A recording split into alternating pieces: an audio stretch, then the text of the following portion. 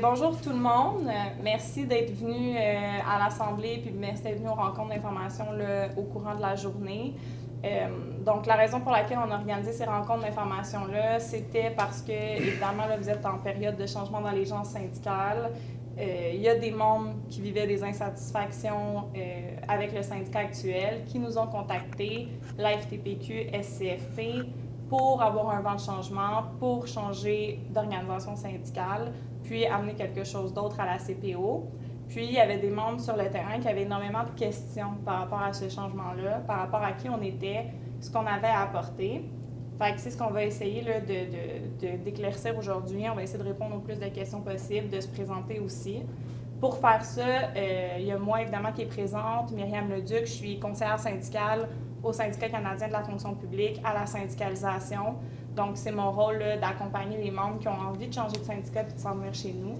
Donc, c'est la raison pour laquelle je suis là.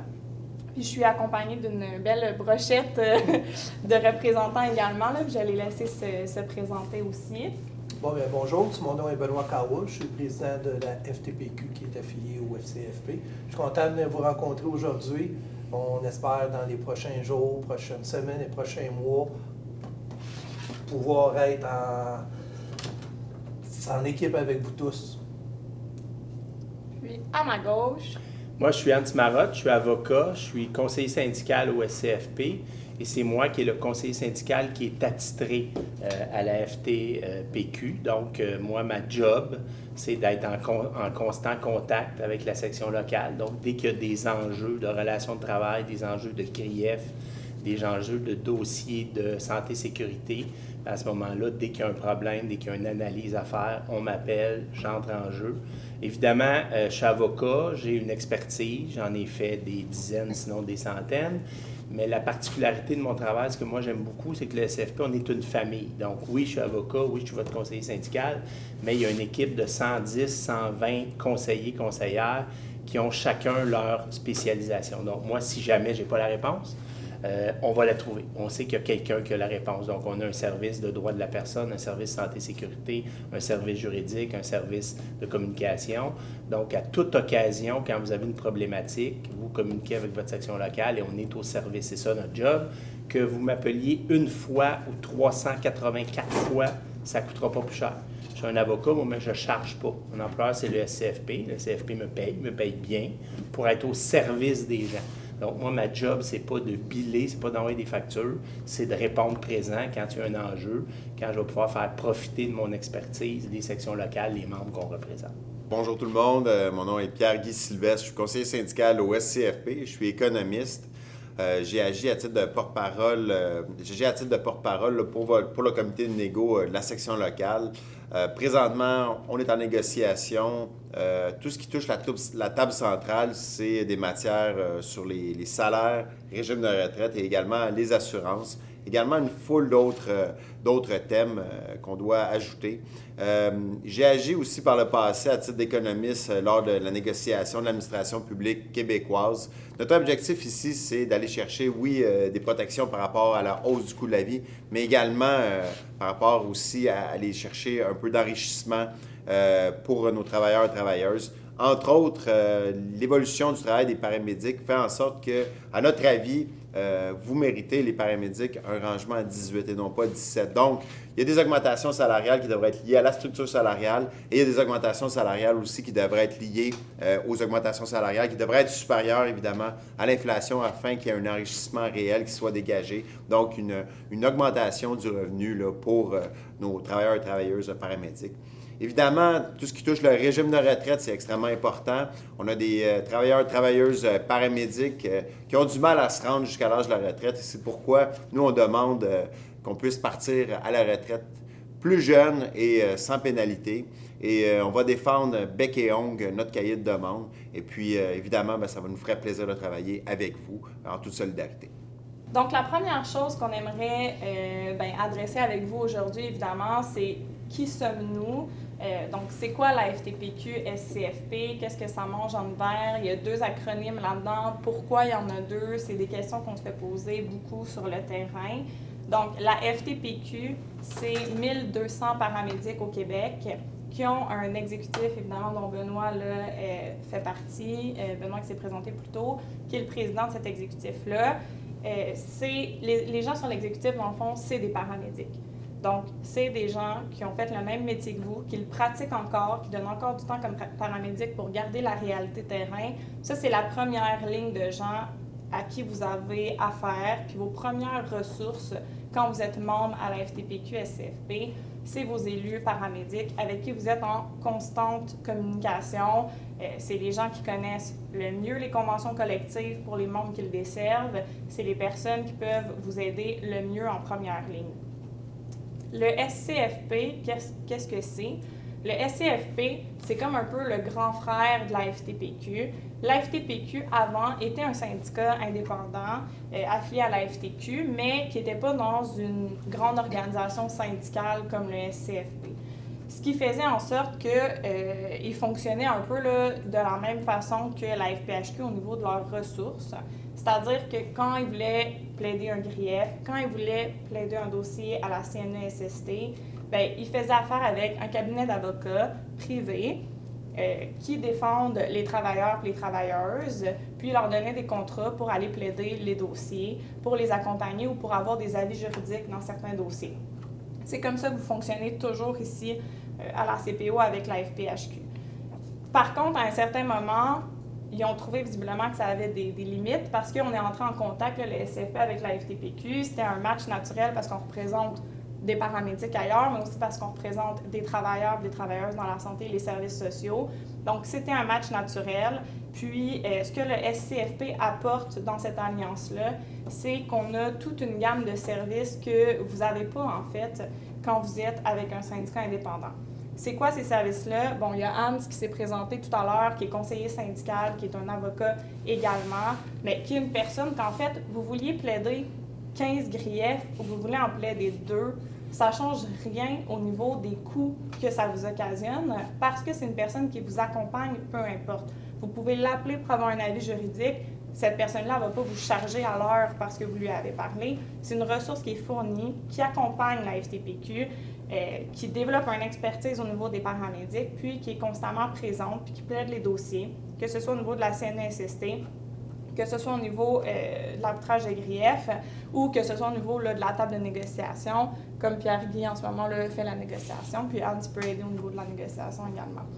Donc, ça, c'est le premier service que vous avez qui est différent, c'est celui-là. Mais outre le fait d'avoir un conseiller syndical qui est avocat, parce que vous pourriez dire que vous avez aussi des avocats justement avec la FPHQ, même si vous les payez à la pièce, en effet, vous avez ce service-là. Il y a toutes sortes de services qui sont offerts par notre organisation syndicale que c'est un peu impossible d'obtenir quand on est indépendant. C'est quoi ces services-là? Bien, par exemple, tout à l'heure, Pierre-Guy parlait du fait que à la table de négociation, on a amené le point que vous étiez mal classé au niveau de vos rangements salariaux, votre rangement salarial, qu'en ce moment, vous êtes classé au rangement 17 alors que vous devriez être au rangement 18. Mais comment on en est arrivé à cette conclusion-là? Il y a un service au SCFP qui s'appelle le service d'évaluation des emplois. Une conseillère qui travaille dans ce service-là, puisqu'il y en a plusieurs, mais une en particulier qui s'appelle Mélanie Goujon, c'est elle qui a évalué et qui a revu, accompagnée évidemment, mais qui a l'idée, le fait de revoir la structure salariale au niveau de la santé. Toute la révision de la structure salariale qui a eu lieu en santé puis qui a mené à un règlement, ça a été l'idée par une conseillère au SCFP qui est au service d'évaluation des emplois. Donc, sachant ça, la FTPQ a dit, mais nous, on va faire la même chose pour nos paramédics. On va prendre une conseillère en évaluation des emplois, puis on va regarder où on se classe, puis est-ce qu'on est classé au bon endroit. Parce que sinon, en partant, oui, tu peux avoir des augmentations salariales, puis on peut en demander. Mais si tu n'es pas classé à la bonne place en partant, bien, c'est une opportunité que tu manques de t'asseoir à la table de négociation, de le faire remarquer au Conseil du Trésor. Donc, ils ont fait affaire avec ce service-là.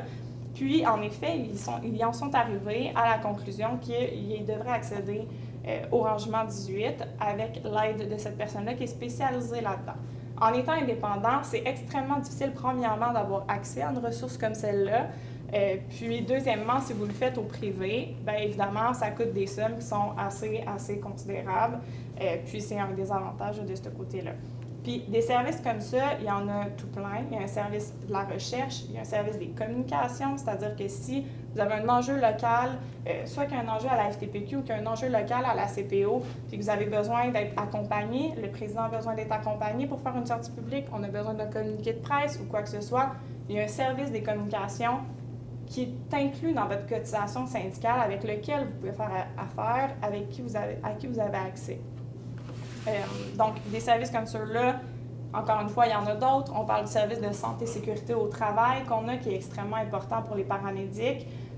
Comme je disais, oui, Hans, il plaide les dossiers au niveau de la CNESST, mais il est supporté par un service complet de santé et sécurité au travail qui peut agir autant au niveau de la prévention, de conseiller en termes de prévention dans un milieu de travail, qu'en réparation. Puis au niveau de la réparation, on a notamment une avocate qui travaille dans ce service-là qui a développé une expertise au niveau du syndrome de stress post-traumatique à force d'en plaider au tribunal administratif du travail, à la CNESST. Donc, c'est toutes des expertises auxquelles vous avez accès en joignant une organisation syndicale qui est plus grande, qui a plus de ressources. C'est inclus dans le 2,25 % que vous payez comme cotisation syndicale. Donc, vous, en joignant la FTPQ, votre cotisation syndicale, c'est pas 2,75 %, c'est 2,25 %. Puis dans cette cotisation syndicale, ça vient avec la structure, dans le fond, que je vous ai présentée aujourd'hui. Parmi les autres raisons qui ont mené plusieurs membres à la CPO à vouloir joindre les rangs de la FTPQ-SCFP, il y a le fait qu'on est adapté à la réalité des travailleurs qui sont assujettis à la loi sur les services essentiels. Donc, au SFP, évidemment, là, il y a des membres qui proviennent du milieu de la santé et des services sociaux. On a d'autres membres qui sont assujettis aux mêmes contraintes que vous au niveau du droit de grève, ce qui fait en sorte que la majorité des syndicats ont un fonds de grève. Donc, ils vont donner des compensations quand les membres exercent leur droit de grève. Mais nous, on est allé plus loin que ça. On s'est dit, mais qu'est-ce qu'on fait pour nos membres qui n'ont pas accès à ce droit-là, pour qui l'exercice du droit de grève est extrêmement difficile? Il faut trouver des solutions. Et donc, ce qu'on fait, c'est qu'on utilise le fonds de grève du SCFP pour aider les travailleurs et travailleuses qui sont en période de négociation, qui sont assujettis aux services essentiels, donc le droit de grève est extrêmement limité, mais qui arriveraient à un moment où, normalement, leur prochain move, ce serait d'exercer le droit de grève. Qu'est-ce qu'on fait dans ce temps-là? C'est qu'on va développer des campagnes de mobilisation. La FTPQ, par exemple, va développer une campagne de mobilisation, vont présenter un projet. Ça peut être on a vu ailleurs là, des gens qui mettaient des affiches sur les panneaux publicitaires des autobus. On a vu des communiqués de presse, des vidéos qui ont été faites pour mobiliser la population sur certains enjeux ou essayer de ramener l'opinion publique derrière nos négociations. Il y a plusieurs choses qui peuvent être faites.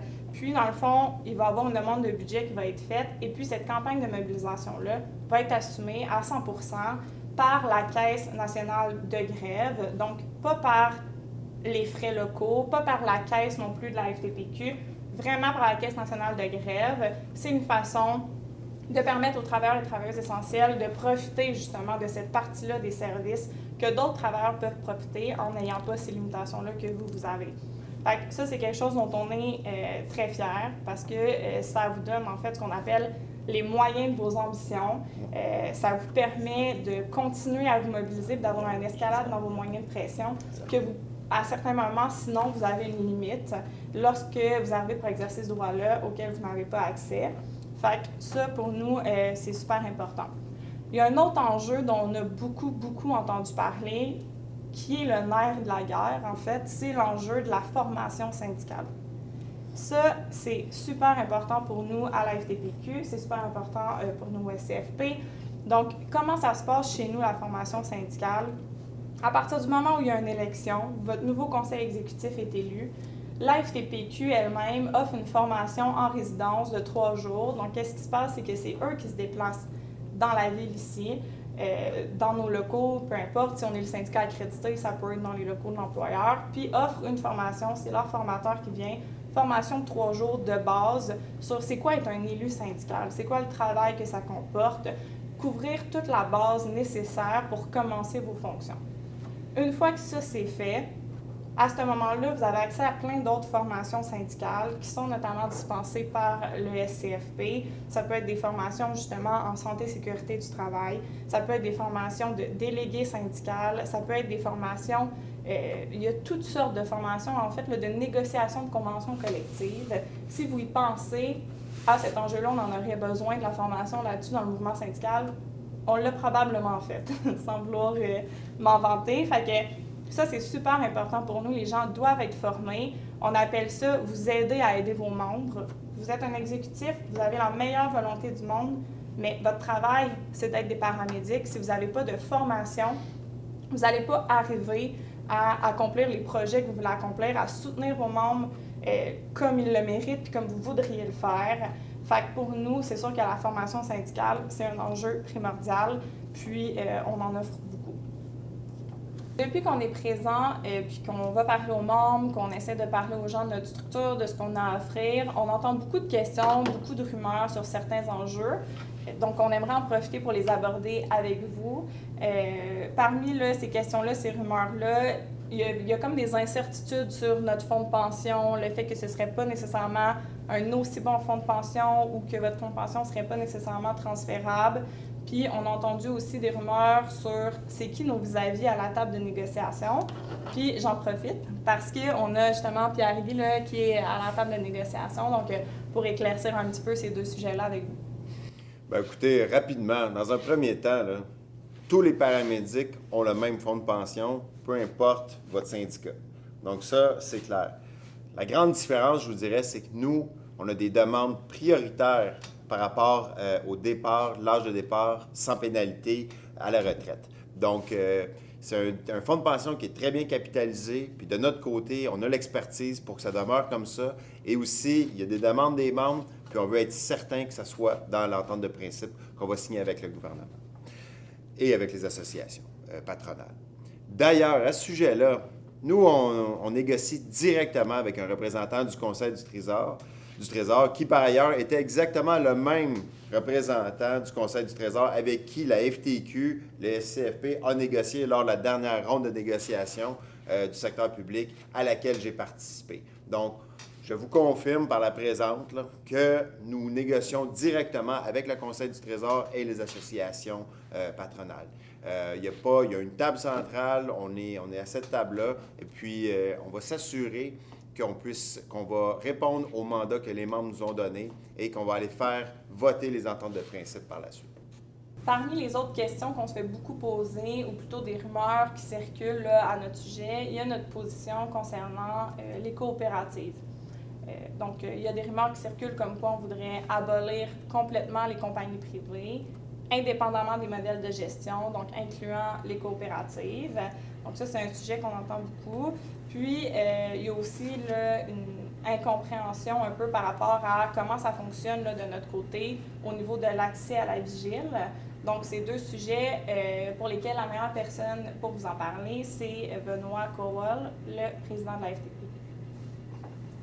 Bonjour.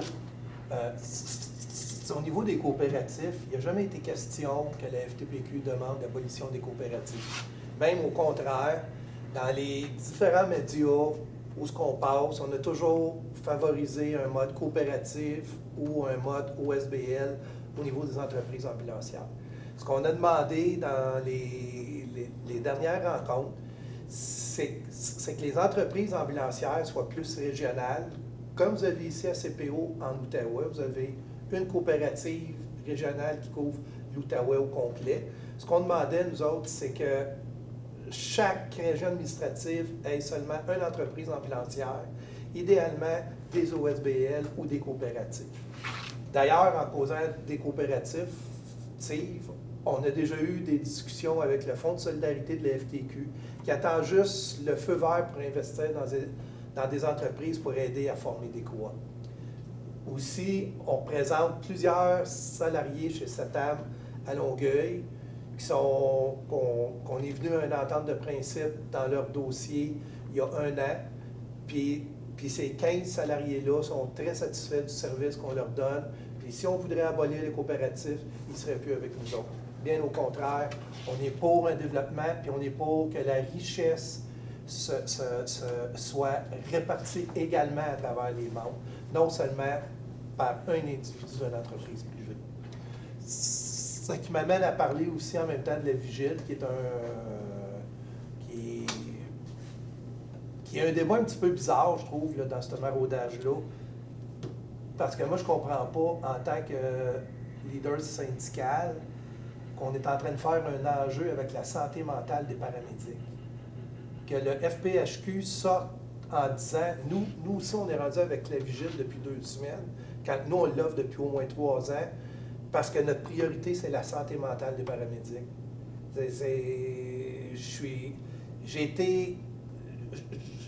J'ai été très surpris d'entendre ce débat-là dans les 2-3 dernières semaines, parce qu'on est en train de parler de la santé mentale de nos confrères, consoeurs. Pour faire un débat de syndicats, je pense que tous les syndicats devraient avoir à cœur la santé de leurs membres. La vigile à la FTPQ, comme je disais tantôt, ça fait 3 ans qu'on est là. On n'est même pas au courant de qui nos membres vont à vigile, on reçoit juste une facture. Il n'y a pas, c'est confidentiel, on paye les frais de nos gens qui vont à vigile à 100%.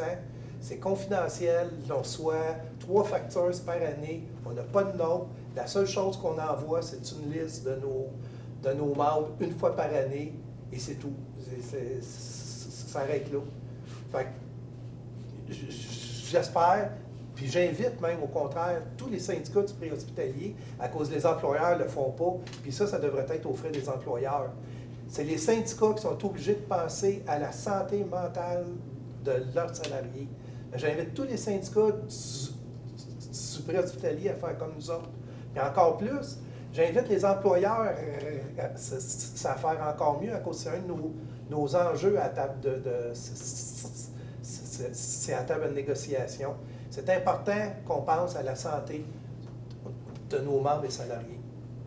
C'est ce que j'avais à dire sur la vigile. Parmi les choses qu'on entend sur le terrain, qu'on parle avec les membres, certaines inquiétudes qui circulent, il y a le fait de ne plus être protégé entre le moment où les membres signent leur carte avec la FTPQ et le moment où on obtient là, notre accréditation puis que la FTPQ et CFP entrent en poste. Donc ça, je veux le dire tout de suite, là, ça n'arrivera pas. Il n'y a pas de temps de battement. En ce moment, vous êtes dans une période où vous avez le droit de choisir le syndicat avec lequel vous voulez être accrédité. Vous avez le droit de signer votre carte d'adhésion syndicale avec la FTPQ et CFP. Ça vous appartient. Tant et aussi longtemps qu'il n'y a pas une décision du tribunal administratif du travail qui sort à savoir c'est qui la nouvelle entité syndicale qui vous représente, vous êtes protégé par votre syndicat actuel. Donc, vous gardez vos représentants syndicaux. La FPHQ reste jusqu'à temps qu'il y ait une décision du tribunal, puis doit continuer de vous représenter adéquatement. Donc, ça, c'est clair. Qu'est-ce qui se passe après? Vous savez qu'on a jusqu'à la fin du mois d'octobre pour signer les cartes d'adhésion, prendre votre décision, décider avec quelle organisation vous voulez aller, remplir votre carte. À la fin du mois d'octobre, la FTPQ et CFP va déposer une requête en accréditation au tribunal administratif du travail en disant qu'elle a obtenu assez d'appui pour être le nouveau syndicat, puis dans le fond, qu'elle demande au tribunal de statuer sur votre nouvel agent négociateur, qui serait nous. Ça prend environ entre 3 semaines, 1 mois, s'il n'y a pas de contestation juridique, soit de la part de l'employeur ou de votre syndicat actuel, mais généralement entre 3 semaines et 1 mois, pour obtenir une décision du tribunal administratif du travail concernant votre accréditation. Une décision qui viendrait dire, dans le fond, qu'on est votre nouvel agent négociateur. Qu'est-ce qui se passe ensuite quand vous êtes accrédité avec la FTPQ et CFP? À ce moment-là, notre premier mandat, ça va être d'organiser une assemblée générale d'élection pour que vous puissiez voter vos représentants syndicaux. Nous, on est une nouvelle structure, on propose la FTPQ et CFP, mais vos élus locaux, c'est à vous de les voter, c'est à vous de les choisir. On entend beaucoup sur le terrain qu'il y a des membres qui étaient un peu désintéressés jusqu'à maintenant, mais qui ont envie de s'impliquer. On a beaucoup parlé de syndicats dans le dernier mois, ça a motivé des personnes à s'impliquer, donc j'ai aucune inquiétude à ce qu'il y ait des gens qui se présentent sur les postes, mais ce sera à vous de voter, à savoir vous voulez que ce soit qui ces gens-là. Une fois que ces gens-là vont être élus, c'est à ce moment-là qu'il va y avoir la formation de 3 jours pour les nouveaux élus. Puis, après cette formation-là, on va pouvoir commencer à travailler sur la négociation de votre prochaine convention collective. L'échéance est en mars 2022, donc tout ça là, va suivre rondement.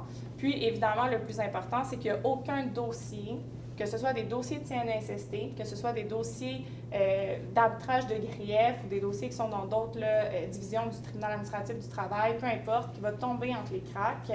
À partir du moment où il y a un changement d'organisation syndicale, il y a une subrogation des obligations, les dossiers s'en viennent chez nous, on va les regarder, puis on va s'assurer que vous soyez représentés dans ces dossiers-là. Il n'y a absolument rien qui tombe entre les cracks. Autant le nouveau syndicat que l'ancien ont l'obligation de faire cette passation des dossiers-là. Donc, à ce niveau-là, vous êtes aussi protégés. Donc, c'est un peu ça qui va se passer suite, là, dans le fond, au dépôt de la requête. Donc, ça fait déjà quelques semaines, 2 semaines environ, qu'on rencontre des membres.